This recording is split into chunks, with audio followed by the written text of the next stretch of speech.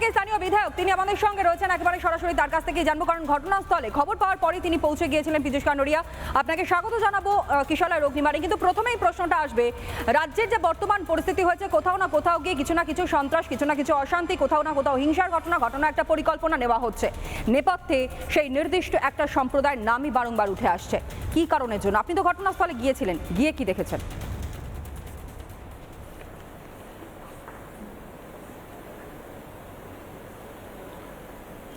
পুরো নারায়ণপুর এরিয়াটাকে আগের যিনি বিধায়ক ছিলেন বা স্থানীয় কাউন্সিলররা সন্ত্রাসবাদীদের ডেরা বানিয়ে রেখেছেন।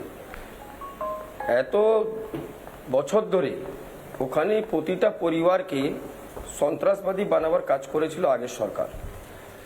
এটা তারই নমুনা।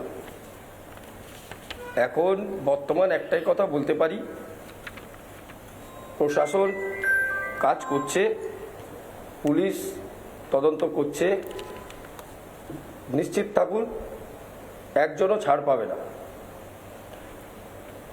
ইলেকশনের আগে আমাদের রাজ্য সভাপতি ওখানে গিয়েছিলেন, ওখানে গিয়ে উনি বার্তা দিয়ে এসেছিলেন যে আমরা কোনো সমুদায়ের হাতে বোম বা মেশিন থাকতে দেব না, আমরা সকল বাচ্চাদের হাতে এক হাতে বই, এক হাতে পেন চাই। আর আজ সেই এলাকার ভিতরে আবার গিয়ে এটাই প্রমাণিত হলো যে আগের সরকার এই সমুদায়কে শুধু অ্যান্টি সোশ্যালই তৈরি করেছে। কিন্তু একটা বিষয় তো পরিষ্কার, যেভাবে ষড়যন্ত্র করা হচ্ছে, যেভাবে অশান্তির ঘটনাগুলো ঘটছে, কিন্তু প্রত্যেকটা জায়গাতেই কার্যত কোথাও না কোথাও গিয়ে তাদেরকে বাধা পেতে হচ্ছে। কারণ বর্তমানে সরকারটা হচ্ছে বিজেপি সরকার এবং তারা পরিষ্কার করে বলেছে যে জিরো টলারেন্স। মমতা বন্দ্যোপাধ্যায়ের সমানে তিনি সমানে বলতেন যে জিরো টলারেন্সের কথা, যদিও কাজে এক মুখে এক আমরা দেখেছি। কিন্তু বর্তমানে সময় দাঁড়িয়ে কোথাও গিয়ে এই জেহাদিরা যারা মূলত সন্ত্রাস পাকানোর চেষ্টা করছেন তারা ভয় পাচ্ছেন, যে কারণে ঘুরিয়ে কান ধরবার চেষ্টা করছেন। কি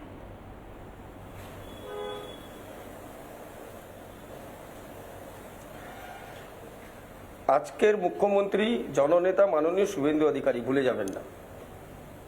আর আগের দিনই আমরা দেখেছি আগের বিধায়ক ওনাদের কোন দল, আগের দল, পরের দল, নতুন দল, তৃণমূল, তোলামূল ওর জন্য বেরিয়েছিলেন।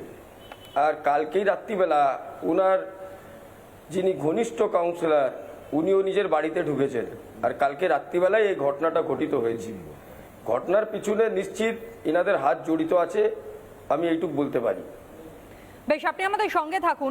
নানা ধরনের কন্টেন্ট দেখার জন্য লাইক করুন, শেয়ার করুন আমাদের ফেসবুক পেজ, সাবস্ক্রাইব করুন আমাদের ইউটিউব চ্যানেল। পাশাপাশি অন্যান্য ব্রেকিং নিউজের জন্য অবশ্যই চোখ রাখুন রিপাবলিক বাংলায়।